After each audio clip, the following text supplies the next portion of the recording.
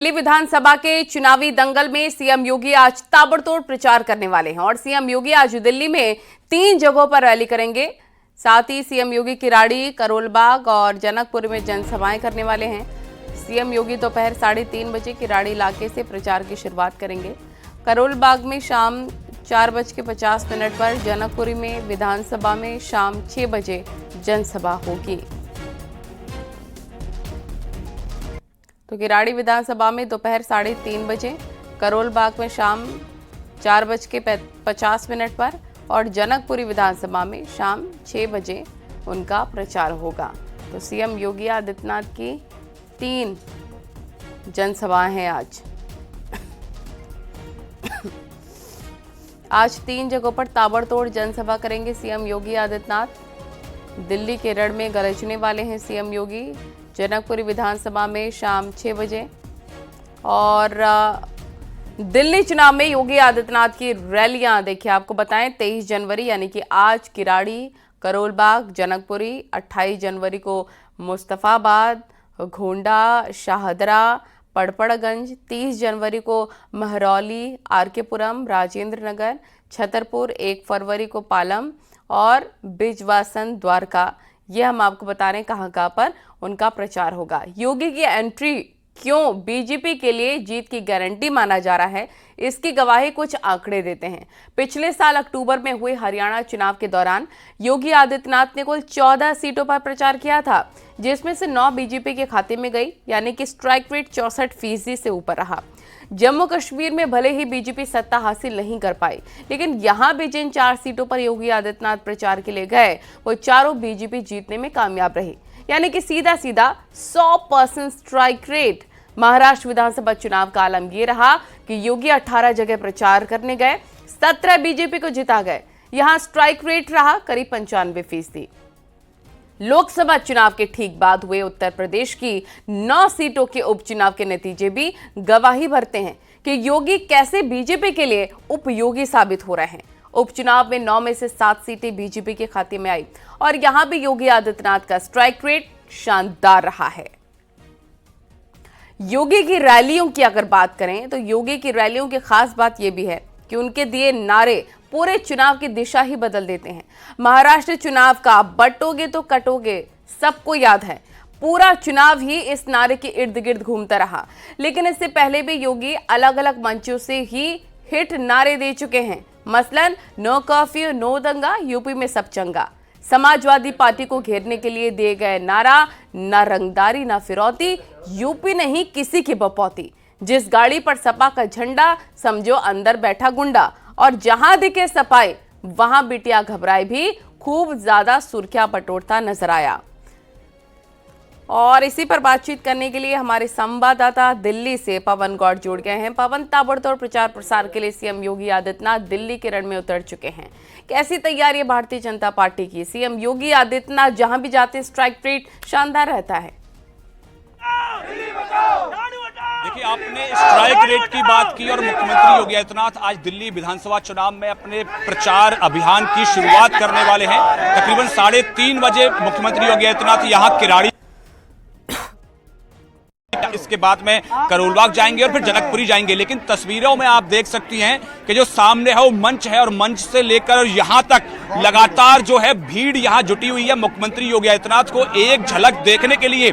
और सिर्फ ये एक जगह का नजारा नहीं है, जितनी भी गलियां इस जो रैली परिसर के लिए आती हैं, सारी गलियों का यही नजारा है, यही हालात है। तमाम भीड़ जो है मेरे साथ है, तमाम लोग जो है यहां मेरे साथ जुड़े हुए हैं। पूछते हैं इनसे बात।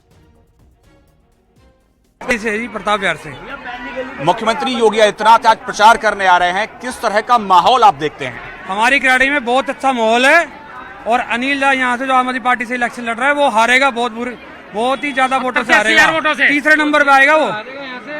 और विनय शुक्ला जी कम से कम 50,000 वोटों से जीतेंगे यहाँ से। नहीं, मुख्यमंत्री योगी आदित्यनाथ यहाँ चुनाव प्रचार करने आ रहे हैं, किस तरह का माहौल उनको सुनने के लिए कितने उत्सुक हैं आप लोग? योगी जी के आने से यहाँ का बहुत बढ़िया माहौल है और योगी जी से यहाँ पे बहुत हमारी वोट बढ़ेंगी। और जो ये केजरीवाल का ये गोरख धंधा है ना, चोर बाजारी का, वो यहाँ से खत्म होगा। बटेंगे तो कटेंगे का नारा बहुत सुपरहिट रहा था महाराष्ट्र विधानसभा में, यहाँ क्या हाल है? सर जो बटेंगे तो कटेंगे दिल्ली में भी चाहिए और किराड़ी में चाहिए। जो 10 साल की हम बात देख रहे हैं नालियों में और यहाँ तक के पानी में, यहाँ तक की औरतें और यहाँ के बच्चे स्कूल नहीं जा पा रहे हैं, इतनी दिक्कत हो रही है। इसके लिए कोई आम आदमी पार्टी का जो बड़े बड़े वादे करते हैं, इतनी निकम्मी सरकार है हमारी। इतने निकम्मी जो महिला को लिए पंजाब में कहा 1000 रुपए दूंगी, अब यही निकम्मी सरकार हमें कहते 2100 रुपए दूंगी। हम नहीं, बता दो केजरीवाल भी हमारे साथ में है। किस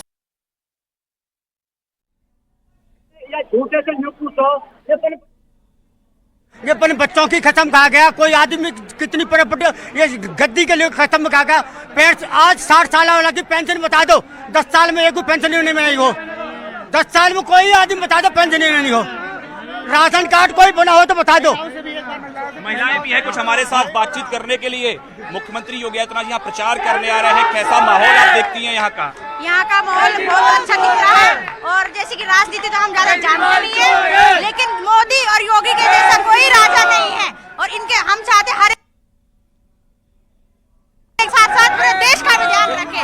और हमें गर्व है मोदी और योगी देश के साथ साथ अपने पूरे प्रजा को भी ध्यान रखती है। और हर देश में मोदी योगी आना चाहिए। तो आप देख सकती है वो है एकदम जोश से भरा हुआ है। मुख्यमंत्री योगी आदित्यनाथ को सुनने के लिए यहाँ की तमाम जनता जो है वो उत्सुक है, बस इंतजार कर रही है। तकरीबन 3:30 बजे मुख्यमंत्री योगी आदित्यनाथ का यहाँ किराड़ी पहुंचने का कार्यक्रम है और आएंगे तो जब किस तरह का माहौल होगा वो देखने वाली बात होगी। यहाँ भी लगातार जो है बटेंगे तो कटेंगे के नारा जो है इस रैली जनसभा स्थल पर भी लगातार लगाया जा रहा है। और बहुत शुक्रिया आपका तमाम जानकारी के लिए, लोगों की बातचीत क्या रही वो सुनवाने के लिए। और ताबड़तोड़ प्रचार प्रसार के लिए सीएम योगी आदित्यनाथ भी तैयार हैं। दिल्ली की जनता भी काफ़ी उत्सुक है उनको सुनने के लिए। तो दिल्ली में कहां कहां पर चुनाव प्रचार प्रसार करेंगे सीएम योगी आदित्यनाथ, ये हमने आपको बताया।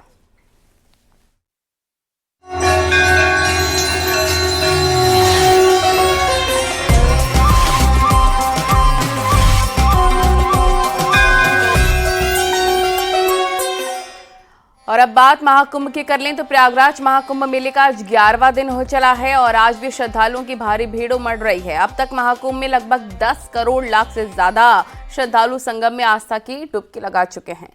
26 फरवरी तक चलने वाले महाकुंभ में 45 करोड़ श्रद्धालुओं के डुबकी लगाने का अनुमान है।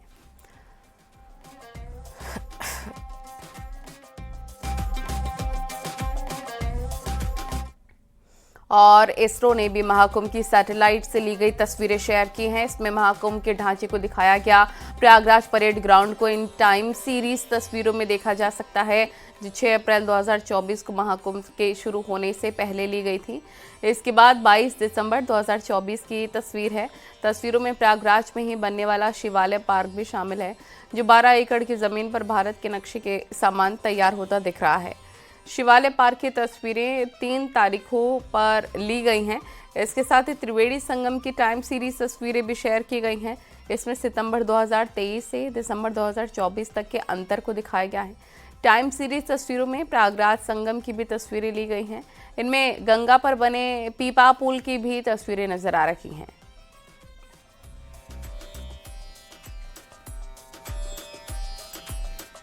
और वहीं महाकुंभ आयोजन पर देवकीनंदन ठाकुर ने सीएम योगी की जमकर तारीफ की। इस कुंभ की विशेषता हम जितनी भी कहें, जितना भी प्रशंसा करें वो शब्द कम है। आदरणीय योगी जी ने, हमारे प्रदेश के मुख्यमंत्री जी ने जिस तरीके से भव्य दिव्य व्यवस्था को किया है और स्वयं पहुंच कर जैसे किया है, निरीक्षण बार बार किया है, क्योंकि कहते हैं देख रेख में काम अच्छा होता है, तो वो देख रेख में बहुत अच्छी व्यवस्था है। चाहे वो सड़कें हो, चाहे वो लाइट हो, चाहे वो पानी हो, चाहे आने वाले आगंतुकों की व्यवस्था हो। तो इसके लिए योगी जी की, उनकी सरकार की, उनके प्रशासन की जितनी प्रशंसा की जाए, भूरी भूरी प्रशंसा की जाए, उतना कम है। और हम तो भगवान से प्रार्थना करते हैं ऐसी ही सरकारें हमारे प्रदेश पर शासन करें। महाकुंभ में चर्चा में आई हर्षा रिछारिया कैलाशानंद महाराज का पंडाल छोड़कर अब अखाड़ा परिषद के अध्यक्ष रविंद्र पुरी के पंडाल में हैं। हर्षा रिछारिया ने रविंद्र पुरी जी महाराज को अपना पिता तुल्य बताते हुए कहा कि मैं मौनी अमावस्या पर दूसरा अमृत स्नान करने जाऊंगी। साथ ही उन्होंने खुद को एक्टर और एंकर बताते हुए कहा कि मैं युवाओं को धर्म के लिए जागृत करने के लिए काम करना चाहती हूँ।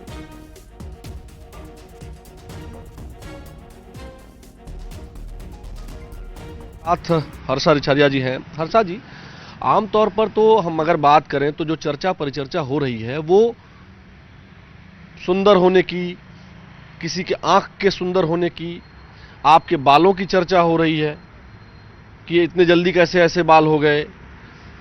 IITN बाबा की चर्चा हो रही है कि उन्होंने गाली दे दी, या वो सिगरेट पी लेते हैं या गांजा पी लेते हैं, लेकिन ज्ञान की चर्चा कम हो रही है।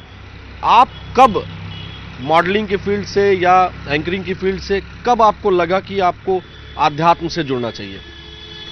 देखिए, सबसे पहली बात जो आपने बोली है और जो सच में बहुत ज़्यादा गलत हो रहा है इस वक्त महाकुंभ में, वो ये है कि जहाँ पे चर्चा होनी चाहिए थी अध्यात्म की, जहाँ चर्चा होनी चाहिए थी महाकुंभ की, जहाँ चर्चा होनी चाहिए थी प्रयागराज की, जहाँ चर्चा होनी चाहिए थी सनातन धर्म की, जहाँ चर्चा होनी चाहिए थी सनातन संस्कृति की, वहाँ पे चर्चा सुंदरता, आँखों की, नशे की हो रही है।